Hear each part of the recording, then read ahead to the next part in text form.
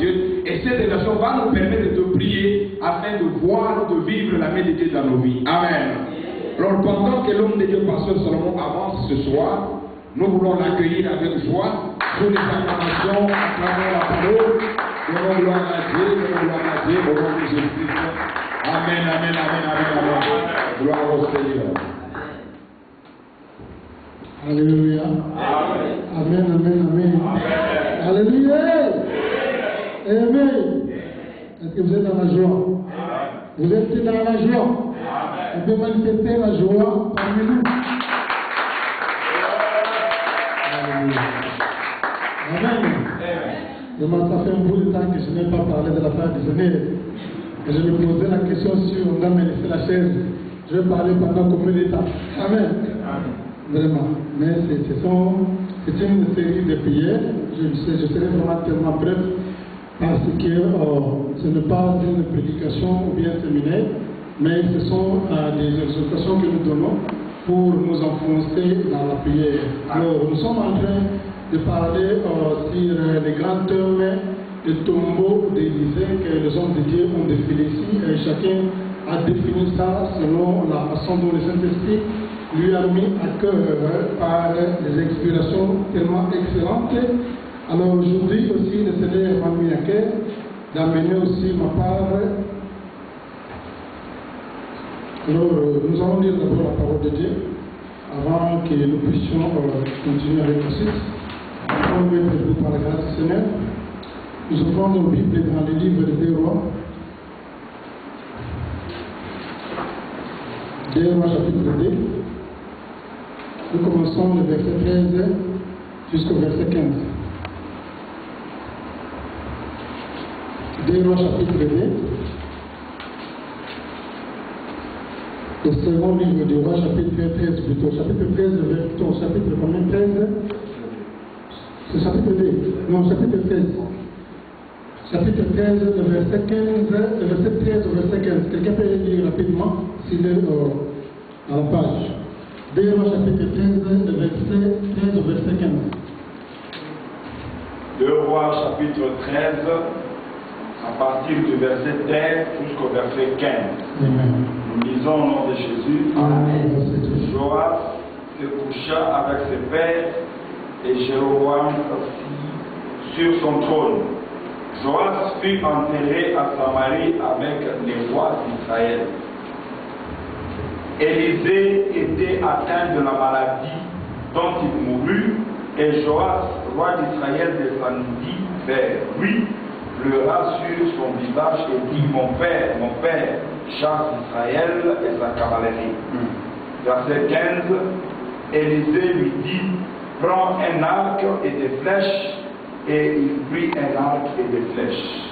Amen. Amen. On va regarder pour la parole de Dieu.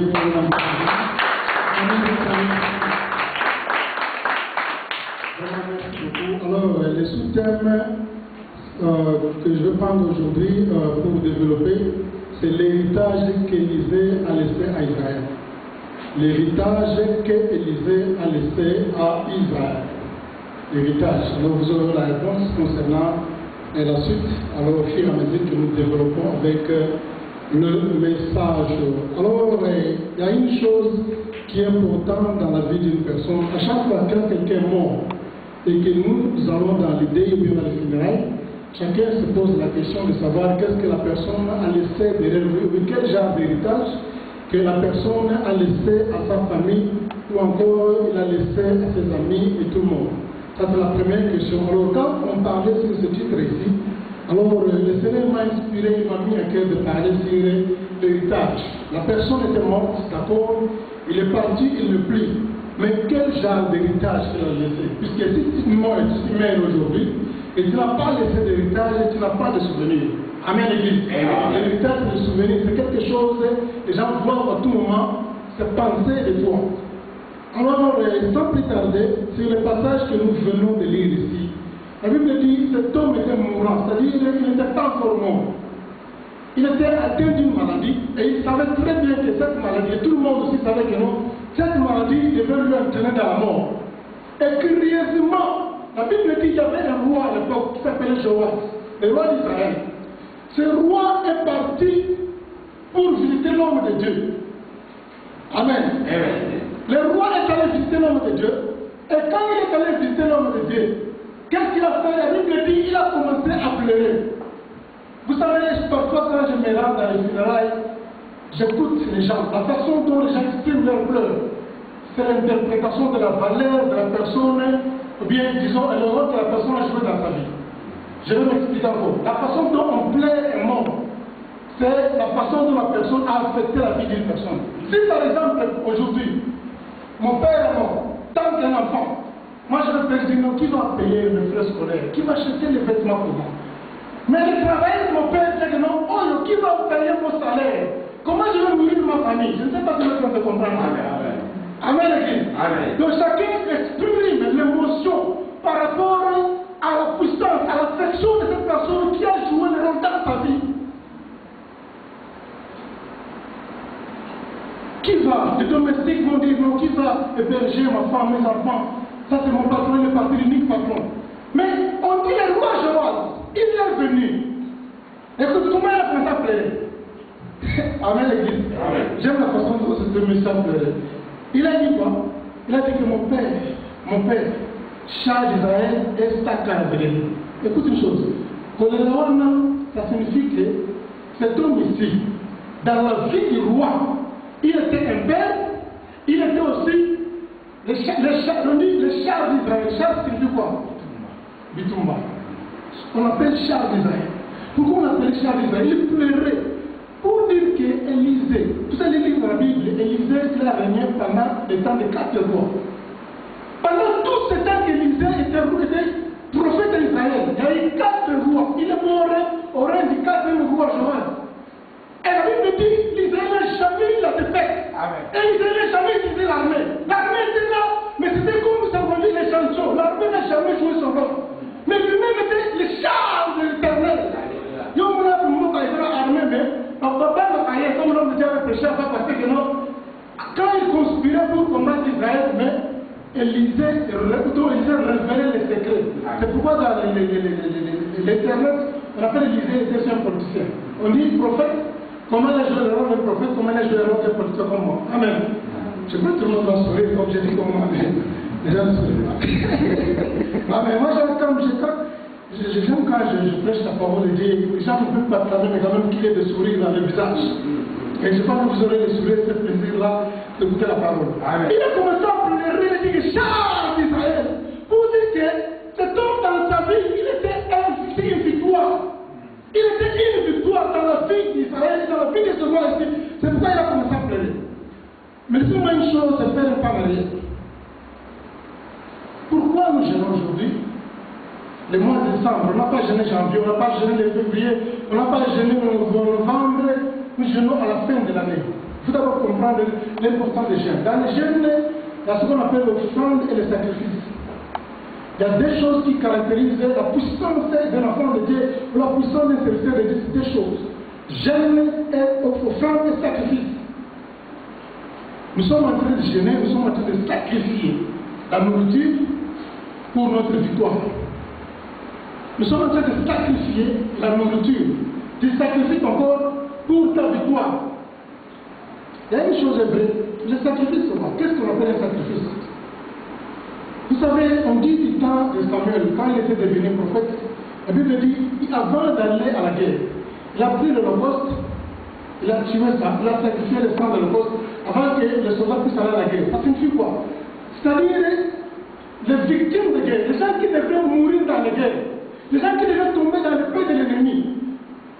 Maintenant, c'est l'holocauste ici qui est en train de sacrifier, qui va prendre cette peine, la mort, les victimes d'Israël. C'est l'holocauste qui va consommer cela. Maintenant, quand ils seront dans la victoire, ils ont déjà sacrifié quelque chose. Maintenant, toutes les conséquences, les malheurs, les misères, les déceptions, être consommés par les sacrifices. Maintenant, quand ils seront là-bas, ils vont faire 20, puisque dans les sacrifices, on prie qu'on a déjà vu.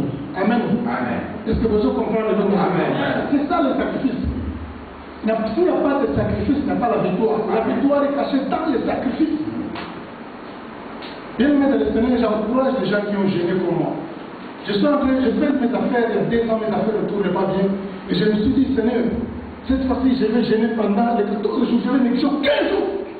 Aucun jour, je vais négliger, je vais respecter tous les 14 jours jusqu'à la fin. Et je vois ce que le Seigneur va faire dans ma vie. Puisque j'ai commencé à méditer, j'ai dit ça, c'est le temps qui est autant convenable. Bien aimé dans le Seigneur, quand tu avances dans la vie, tu vois qu'il y a quelque chose qui ne va pas. La première chose, c'est le sacrifice de combien de terre. Le sacrifice de combien de terre. Et ensuite, on a fait quelque chose qui rappelle aussi l'offrande. L'offrande marche avec le sacrifice. Même Christ, avant de commencer son ministère, la Bible dit qu'il a gêné pendant 40 ans. Quand on a la mort, une fois pour toutes, il n'a plus gêné. Il faisait le manger, boire. Les gens disaient que ça, c'est un homme, quoi, un buveur, un mangeur. Mais ils ont oublié que non, il avait gêné pendant 40 ans déjà. Tu es en train de préparer 2016 par le jeûne de 14 jours. Tu peux dire Amen. Amen. Toutes les conséquences, tous les accidents, les maladies, la pauvreté, les déceptions, qui vont affecter ta vie dans 2016. Si tu es en train de consommer ça pendant 14 jours. Amen. Et si tu es dans le ministère, l'œil physique ne fera pas ça. Ce sont des choses qui sont spirituelles. Un homme animal ne va pas comprendre ça. Dans la conversation, on sera mon livre spirituel.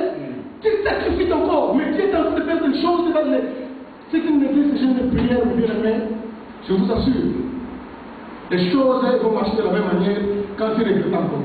Mais si tu respectes ça seulement avec le Dieu, tu ne vas jamais regretter. Amen. La Bible dit ceci. Quand l'homme de Dieu a rencontré le prophète Élie, Élie a pris son manteau. Élisée était un laboureur, était un cultivateur, un fermier. Un fermier. Mais quelque chose, Élie a pris son manteau, il a jeté le manteau. Jeter le manteau, selon l'inspiration, ça signifie non, je compte sur toi. Il a jeté le manteau. Toi, toi. Quand il a jeté le manteau, il a pris le manteau. C'était un signe, un langage à l'époque. Je compte sur toi. Il a pris le manteau. Écoutez le mystère. La Bible dit, il labourait avec combien 12 baies. 12 baies. 12 paires de baies, il faisait quoi il labourait. Et lui était derrière le dernier bœuf. Dernière paire de bœufs. 1, 2, 3, 12e, il était là le 12e. Mais quand on a acheté le manteau, la Bible dit qu'il a pris le 12e. Il a pris un paire de bœufs. Il a fait quoi? Il a sacrifié. Amen. Il a sacrifié. Pourquoi il a sacrifié? Parce qu'avant que sa prophétie, son ministère, pour savoir de l'impact, il a compris une chose. Tu dois sacrifier quelque chose pour l'éternel. Il faut que je sacrifie. Sans le sacrifice, il ne peut pas voir l'impact. Le nom qu'il a marqué aujourd'hui, il a sacrifié, il a donné. Les restants de combien? Hein? 11. Et vous savez 12 signifie quoi? Amen. 12 c'est le chiffre d'Israël. Israël avait 12 tribus. Amen. Israël avait dans la tribu 12. Et c'était un langage spirituel. Les restants de 11. 11 ça signifie quoi? Qui est le 11e enfant d'Israël? 11e c'est qui? Le déclaré c'est Benjamin. Avant Benjamin, Joseph c'est 50e. 11e. Alléluia. Alors, qui a marqué son porte avec les autres? La Bible dit, oh, il m'a regardé dans l'Indie. Je vais seulement ouvrir une parenthèse. Joseph n'a pas qui né. Sauf qu'il n'a pas confié.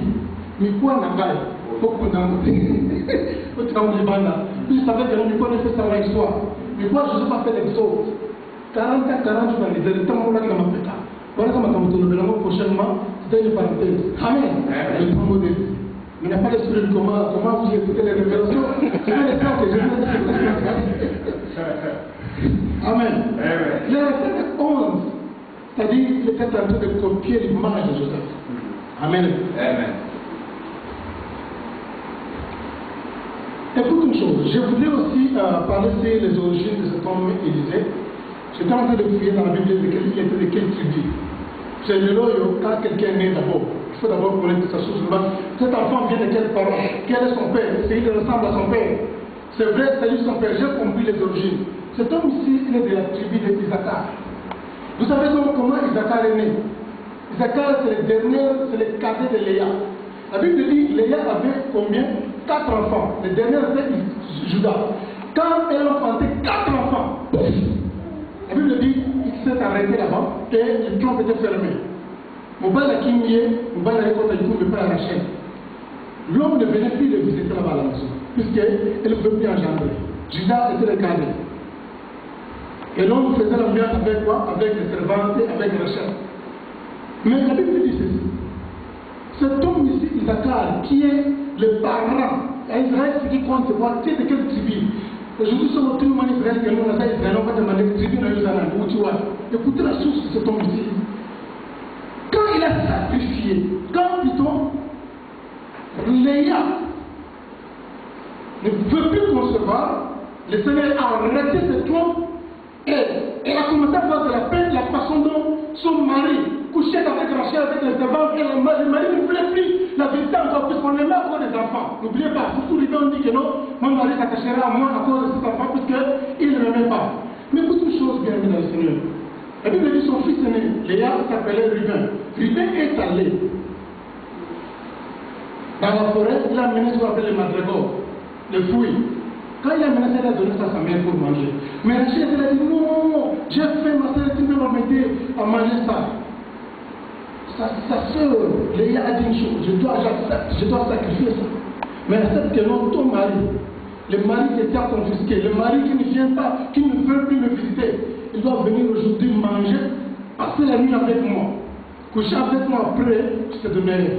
Ils ont signé un contrat, elle a sacrifié. Le repas qu'il devait manger, elle a sacrifié, petit amour, en bananaïe, sa petite sœur mange. Rachel a mangé. Quand je venais des champs, arrivé là-bas, on lui a présenté Léa est partie l'embrasser, dit moi, écoute, mon mari, je t'ai acheté avec un prix. Aujourd'hui, tu vas passer la nuit avec moi. C'est alors qu'elle était conçue, elle a eu l'enfant, elle a donné le nom d'Isaac, le sacrifice. Amen, l'église. Alléluia. Tu peux sourire un peu, n'acclamez pas me sourire seulement. Amen. Amen. Voilà. Là, on passe. Bien aimé dans le Seigneur, nous parlons sur le tombeau d'Élysée, et ce n'est pas de longues prières de séminaire, ce sont des petites exhortations seulement. Après, nous allons entrer dans les vifs détails. Comme je vous disais là, le mot Élysée, ça signifie que la victoire, encore le Seigneur mon aide, et Dieu est mon sauveur. Tandis que Élie signifie que non, Dieu est Jéhovah. Dieu est Jéhovah, ou Dieu est Elohim, ou Dieu est Shaddai. Mais Élysée signifie le Seigneur est mon sauveur. Je voudrais avoir l'explication, comprendre les détails. C'est ton vie. J'ai pris plus ou moins 10 jours en train d'étudier la vie de cet homme ici. Mais écoutez une chose bien dans le Seigneur. Je voudrais rentrer un peu sur ce que je disais là, sur la victoire. Quand Joël est allé pleurer, avant que l'homme devienne mère, il a commencé à pleurer, puisqu'il savait que si c'est ton mère, l'extérieur va apprendre ça. Quand il va apprendre ça, mais tout ne peut casser. Tout ce que nous avons fait pendant le règne d'Élysée, pendant 4 ans de roi, c'est moi qui vais payer ça. Amen. C'est moi qui paye ça. Il savait que quand il disait mère, les gens vont apprendre cela. Et c'est lui qui va payer là. Écoutez le mystère, la Bible dit ceci. Quand il disait mort. Amen. On n'a pas enterré la même année. On n'a pas enterré la même année. Est-ce que vous avez vu dans la Bible, quelqu'un mourit, Élie et Moïse, on l'avait enterré pendant 40 jours, Dieu l'avait enterré. Christ, on l'avait enterré, quand il est mort, le même jour, on est allé demander son corps, on l'a enterré. Mais vous savez, on a enterré les après comme il est après une année. Dans ce cas, comme on voit Joseph. Ça signifie quoi? Qui peut expliquer? Je vais lire ça dans la Bible, les gens me regardent, disent mais comment le pasteur Salomon, comment il a eu ce passage ici, il est en train. Voilà. Nous allons lire ça dans 2 Rois, chapitre 13. Je ne vous donne pas le verset. Le verset, c'est comme je suis comme un médecin, je vous donne le comprimé de prière à la maison que vous allez prendre. Parce qu'il y a un pasteur, elle avait cette habitude-là. Toi, je t'ai appelé le verset, ma carte, ça l'appelle. Appelle ça le chapitre 2, comme ça, je vais le rendre. Alors, je vais faire le même style. 2 Rois, chapitre 20. La Bible dit ceci. Donc, 2 Rois, chapitre 13. Vous allez te prier le verset. Je ne sais pas comment vous allez voir ça. Élisée mourit et on l'enterra l'année suivante. Élisée mourit, on l'enterra l'année suivante. Non, quand c'est à la maison, regardez, nous savons que, voilà, comment il pousse, il y a monté, t'as passé dans ta soupe, il a monté. Alléluia. Et qu'on fait celui.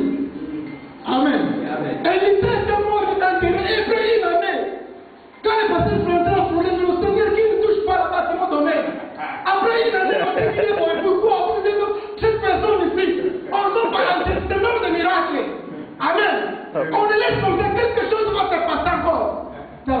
Il était l'armée d'Israël. Pendant son règne, l'armée ne jouait pas là-bas, mon frère. Et quelqu'un met, quand le président de l'Union, quand je vous ça ne fait jamais. On l'a laissé là-bas, il est né, dehors. On a peur de l'enterrer, on dit que c'est l'homme de miracle. Parce que je vais me voilà, une année, s'il vous plaît, une année. Une année, les cadavres dehors, on n'enterre pas. Amen. Elle ne va pas se noter. Et quand on dit voilà une année, on n'enterre pas, on l'a laissé comme ça. Là, c'est qu'il savait que ça, c'est le nom des miracles. Parce que nous sommes tous en air. Miracle, vous savez. Laissez-moi vous dire une chose. Vous savez, les miracles dans la Bible est causé par la prière, la foi, l'imposition des mains, sacrifice et prière. Il y a beaucoup de choses qui caractérisent les miracles. Mais les miracles se tombent dans les tombeaux de l'Élysée. Il n'y a jamais eu de critères de miracle. C'est un miracle de la Bible. Le miracle n'est pas dans la Bible. C'est un procès de mettre en prière la foi. Il n'y a pas la foi. La Bible dit que Jésus n'a pas fait beaucoup de miracles à faire parce que j'étais incrédule. Il n'y a pas la foi. Il n'y a pas de miracle sans foi. Mais ici, il y a personne qui a imposé la main. Ah, personne n'a imposé la main. Personne n'a engagé la foi.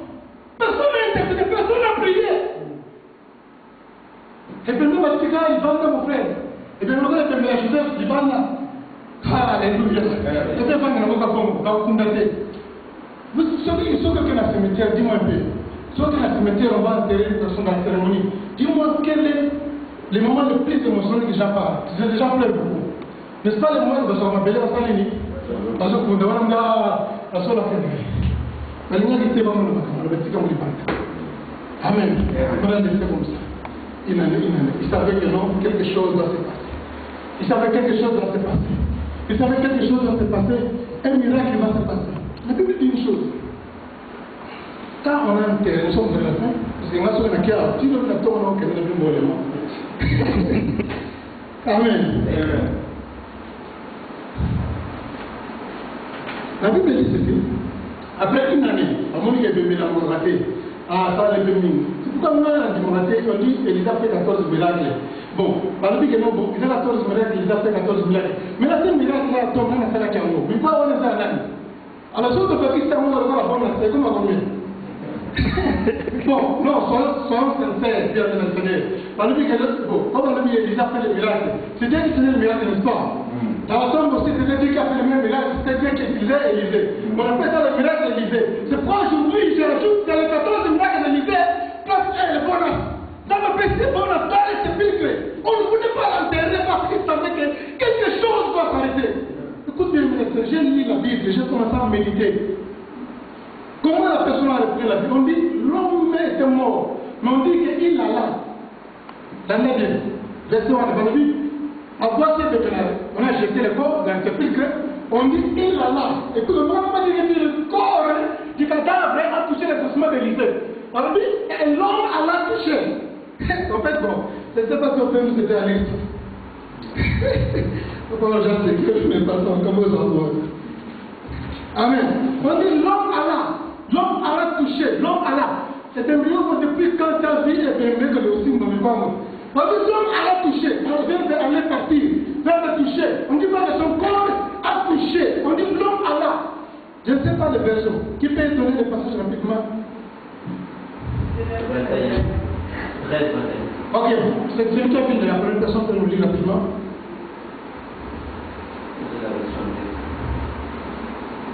Deux Rois chapitre 13, verset 21. Et comme on enterrait un homme, voici, on aperçut une de ces troupes, et l'on jeta l'homme dans le sépulcre d'Élisée. L'homme alla toucher. Ah, on dit pas les cadavres, c'est toute chose, parce que dans les cas, on y pense dans ça, parce qu'il va prendre ça, comme ça, dans le monde, il va faire, il va pousser dans les monde, ça, c'est comme ça. Amen. On dit, l'homme a là, donc un bébé, c'est-à-dire, nous sommes là, c'est quoi qu'il y a déjà, mais c'est l'humanité, pas tellement, il fallait que vous connaissiez dans le point que l'État s'est mis. Et écoute une chose, Élisée, quand on l'a déposé, parce qu'on va déposer Dieu, on ne va pas enterrer. Dieu va se mettre, on va conduire, on va bien, tu as déjà vu ça. Quelqu'un a enterré une feuille Melvanda. Ça ne se fait jamais plus que le trou d'un tombeau va au-delà de 4 mètres. C'est comme une petite mouille qui est à 4 mètres, mais c'est petit colo. Amen. C'est-à-dire qu'on a fait déposer seulement.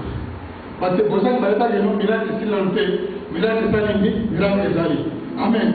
Notre thème c'est quoi? L'héritage qu'il avait laissé. Quel héritage qu'il a laissé? Quand le prophète a commencé à pleurer, il a commencé à pleurer. L'homme de Dieu, non plutôt, le roi a commencé à pleurer. L'homme de Dieu a compris une chose. Cet homme ne pleure pas parce que je meurs, mais il pleure le sort. Quand je meurs, qui soit arrivé après. Amen. C'est le char d'Israël, ils ont aimé. Le char, la victoire, pas. Qu'est-ce que je deviendrai? Et il lui a donné. Qu'est-ce qu'il a donné? Il a donné un arc et une flèche. Il a donné un arc, il a dit prends l'arc et prends la flèche. Et cette flèche-là était la flèche d'Élisée. L'arc était l'arc d'Élisée. Il a dit prends l'arc et prends la flèche. Il a ouvert la fenêtre du côté de l'Orient. Quel est ton Orient bien aimé dans le Seigneur? L'Orient c'est quoi? Le pasteur Richard par exemple, parce que je parle bien, je n'ai pas beaucoup de temps à passer sur les terres. Il a dit tire sur l'Orient et tire sur le sol. Bien aimé dans le Seigneur, l'Orient c'est quoi? Le sol c'est quoi? Qu'est-ce que tu as besoin que le Seigneur fasse avec toi dans le ministère? C'est ça l'objectif, c'est là la direction que tu vas tirer la flèche. Bien aimé, si tu n'as pas besoin de mariage, moi je n'ai pas besoin de mariage, je suis déjà marié. Mon Orient, ce n'est pas le mariage, mon Orient c'est autre chose. Mais peut-être une autre personne a besoin de travail. Ton travail c'est ton Orient. Tire là-bas, les choses qui sont dérangées pendant des années. C'est ça l'Orient. Tu vas tirer la flèche sur toutes les choses. Pourquoi il n'a pas laissé le manteau? Parce qu'il a dit le manteau. Pourquoi il n'a pas laissé le manteau? Ce homme de Dieu, il est enterré avec son manteau. Parce que c'est manteau. Il est enterré avec le manteau. Et ce qui est plus sérieux encore, c'est quoi? Premier cadeau. La première chose qu'on lui a donnée dans sa vie, par le prophète Zachée là-bas. Bon, le fait, il a récupéré ça. Premier jour, on a encore lui a jeté le manteau. Il a récupéré ça. Deuxième fois, on lui a laissé le manteau. Vous comprenez pas ça? Et quand il meurt, l'autre a un manteau, après ça, il a enterré son manteau. Débriez-vous avec les flèches arc. Débriez-vous. Bien le Seigneur. Cet homme a régné pendant 4 rois. Et moi, je vois qui était le dernier roi avant sa mort. Il a régné plus ou moins, il est entré au pouvoir, il avait 7 ans. Il a fait plus ou moins 40 ans au pouvoir. Si un roi, il est régné avec 7 ans d'âge, il a fait plus de 40 ans au pouvoir, et fait souvent les 44. Sans compter venir le roi Moussou, c'est le fait souvent comme un ennemi, déchiqueté. Il fallait qu'il meure avec le reste parce que c'était démodé. Il fallait qu'on nous donne une autre chose. Amen. Quelque chose qu'il ne peut jamais demander. C'est pour nous donner la flèche là. Le manteau, c'est quoi? Le manteau, c'est l'ancienne alliance. Alléluia. L'ancienne alliance, ça veut dire si tu n'as pas trouvé ça avec des faux, ça ne sera pas question de soit rejeté. Et Dieu a donné une nouvelle alliance, c'est la flèche que le Seigneur qui lui a donné comme héritage. Et la Bible dit ceci. Quand il était mort, cet homme ici, Joas le roi, il a, avec les flèches qu'il avait lancées, il a confisqué, il a récupéré toutes les filles, si on peut dire ça dans 2 Rois chapitre 13, le verset, vous allez vous débrider à la maison. 2 Rois chapitre 13, voilà, je vais lire le verset, comme je disais que je vous donne le verset aujourd'hui, je suis jamais avec mes versets. Joas, le fils de Jokas, reprit des villes de Ben-Hadad, fit d'Azaël les villes enlevées par Azaël et Joas de son père pendant la guerre. Toutes les villes qu'on avait récupérées, toutes les villes qui étaient confisquées à les Syriens, toutes les villes. Élisée, il était là, il n'était pas obligé de prendre les villes, il est mort. Élisée a succédé.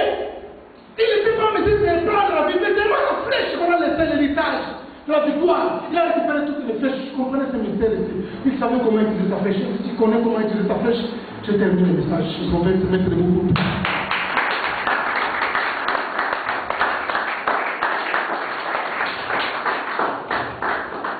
Jesus Christ.